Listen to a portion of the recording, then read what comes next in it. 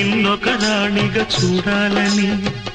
నీ అడుగులు కందకుండా నారి చేతులుంచాలని ఎంతగా అనుకున్నాను ఏమిటి చూస్తున్నాను ఎంతగా అనుకున్నాను ఏమిటి చూస్తున్నాను పన్నీటి బతుకులోన కన్నీటి మంటలేన రాణి రాణమ్మ